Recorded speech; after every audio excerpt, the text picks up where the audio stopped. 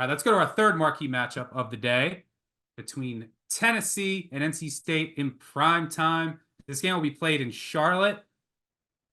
I'm guessing 50-50 split in the crowd. It's like 3.5, 4 hours from Knoxville, couple hours from Raleigh. A lot of NC State alum in Charlotte. Tennessee fans will travel well here. I think it'll be pretty close to split. Be a pretty cool atmosphere.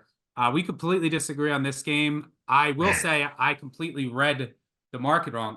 So this look ahead line, which I made it around 4 before last weekend. NC State looked bad. Tennessee looked great. They were both against FCS opponents.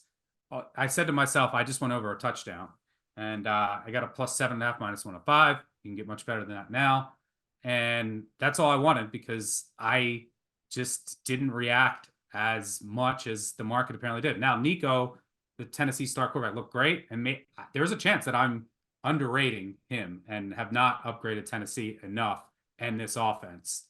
There's definitely a chance of that, and there's definitely a chance that NC State's has more issues than I'm assuming. But I will say, in their defense, one of the reasons why I didn't downgrade NC State as much as others is and it's worth mentioning, should say this, Josh Heupel, first half, he is the most profitable coach against the spread in the first half among all college football coaches. But NC State last week, look, it was rough, but you have brand new quarterback, some new pieces, you have a new center, some new pieces at the skill positions. So there's going to be some growing pains. I also think they weren't showing much. McCall missed some throws.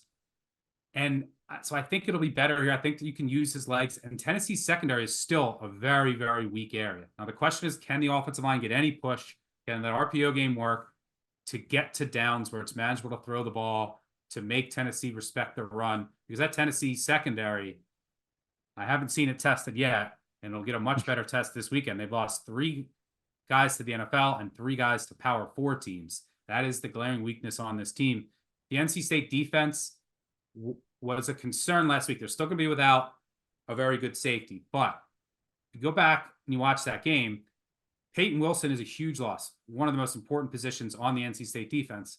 But his replacement, the first play of the game, by the way, he dropped a pick 6. And then on that first drive, he got thrown out for targeting. And his replacement was horrendous. Blown assignments, missed tackles, and it led to a lot of yards for Western Carolina. Well, he's obviously back. Still haven't seen that big of a drop-off, but the drop-off to his backup from Peyton Wilson was glaring, jumped off the page. Also without their nickel, arguably the second most important position in Tony Gibson's defense. He should be back this week. Really critical piece in how Gibson uses the nickel. So they were without a couple starters. They have Aiden White's really, really good corner on the outside. So you have him, and this is still a very confusing, complicated defense for a young quarterback to prepare for. So it's a chance Nico makes a couple key mistakes, which could flip this game. I know that he fared well against Iowa, and Iowa was a really good defense in the bowl. I know it was a bowl game, but still. So maybe he's just that good. But all I wanted was over a touchdown. I expect McCall to be better. McCall really does. He takes care of the ball. And last week, like, NC State dropped a couple picks. They missed a couple wide open throws. They had a couple starters out on defense. So I don't think it was bad. And they weren't, I don't think it was as bad as some people think. And I didn't downgrade them much. I don't think they were showing much. McCall's legs will be big here. I think that Tennessee secondary is vulnerable. But definitely a bit scared of how Tennessee looked last week. I just misjudged the market. I should have waited, could have got a 10. And I've talked to a couple odds makers and people who have books who said every single bet in the world is coming in on Tennessee. So I probably should have anticipated that. And there's obviously some sharper money on Tennessee too that has moved the line up. So I mistimed the market here, but I just wanted over 7. But you love Tennessee. Absolutely love Tennessee. Got a 7. Yeah, head to head. I got the 7.5 on Wednesday because I knew moves were coming tonight. When I say tonight, Thursday.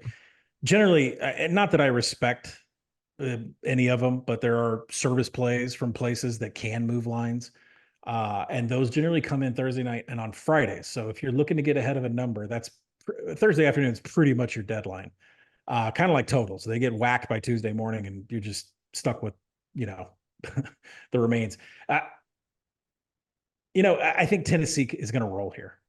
Absolutely going to roll because all of the players that you just mentioned from, suspensions, from people hurt, none of those are on the defensive line and none of them are on the offensive line. And that is where the root core issues are with NC State. Western Carolina was leading entering the fourth quarter for a reason.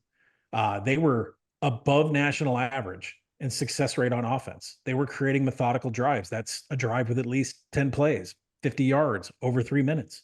They were creating explosive drives. That's a drive that averages more than 10 yards per play.